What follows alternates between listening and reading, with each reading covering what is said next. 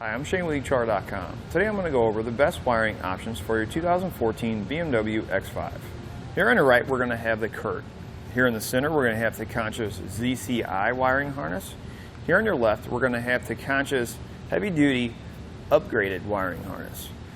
All of these are going to have a lot of similarities and they're going to have a lot of differences. Here with our Curt you're going to see we're going to get a total kit. We're going to have fuse holder, we're going to get our wiring to run to our battery, our quick connects, our dust cap to help protect our connections on our 4-pole plug, keep any dirt or anything like that from clogging up the holes, and you're going to get some zip ties to help hold your wiring in place.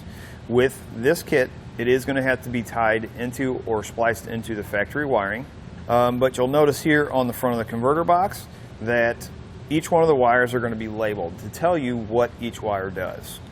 With our Curt wiring, we're going to have 5 amps per circuit for our stop and turn signals, 7.5 amps per circuit for our tail lights. With our Tekonsha ZCI wiring, this one is going to hook up a little bit different. We are going to attach them to the factory wiring. However, with the ZCI, we don't have to actually splice them to the wiring. The wiring is actually going to feed right inside of this box. You close the lid and the pulse actually sends the signal through the box into the wiring. The ZCI wiring kit is also going to have or come with the fuse holder, your fuse. It's going to come with your ring terminal for your battery connection, your wiring to connect to your battery, zip ties to help clean up your wiring after you've got it installed.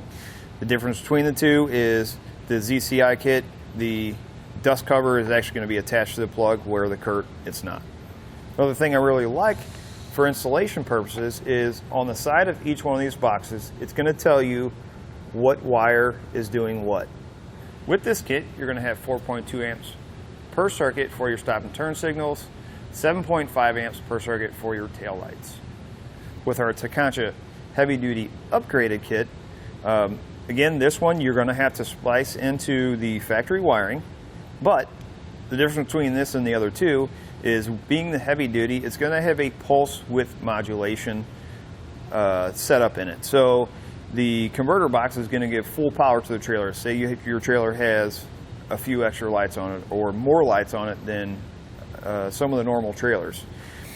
This is going to allow full power to go to those lights, so when you activate those lights, the lights don't dim. This kit is also going to come with everything that I mentioned with the other two.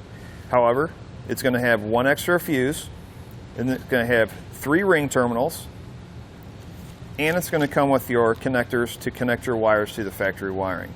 Along with that, it's also going to have a tester, which your other two are not going to have that. With the heavy-duty upgraded kit, you are going to have to follow the instructions to tell you which wires do what. This one's going to give you 4.2 amps per circuit for your stop and turn signals, 7.5 amps per circuit for your taillights.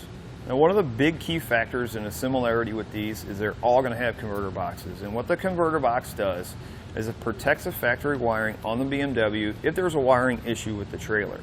Each one of our converter boxes is going to have a potting material inside. And what that does is it fills a hole inside of the box.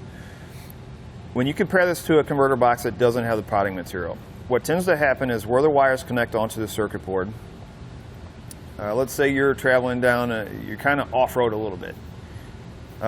What happens is the vibration in the box causes those wires to come loose off the circuit board. With this potting material filling the hole inside of that box, it holds those wires onto that circuit board so that vibration does not disconnect them. Now, with all 3 of these having the potting material inside the box, it's going to make the box and the wiring, the circuit board, water resistant. So typically these are mounted inside the vehicle. If you wanted to mount them outside, you're not going to have to worry about the inside of the box corroding or anything like that. Now, if you notice, the converter boxes are a little bit different sizes. However, on the BMW, if you're mounting it inside the vehicle, there is quite a bit of space, so we're not going to have to worry about trying to find somewhere to mount it. Another thing I want to mention about the ZCI, although it may seem easy to hook up, which it is, again, you just lay your wire in there, you don't have to splice into it, but there is a setup process. What I mean by that is, once you put your wire in there, you're going to have to go through each one of the signals so that the box can read whatever signal is coming through that wire. So even though this may seem a little bit easier, it is going to take about the same amount of time as the other two would be to install. In my opinion, if I had to pick one, I'm going to go with the HD, the heavy duty converter kit, so that if I have a trailer that maybe I want to add more lights on, I know this kit is going to allow those lights to get full brightness and not dim down like maybe the other two may. Again, I'm Shane with etrailer.com. I hope this video has helped you in deciding the best wiring options for your BMW X5.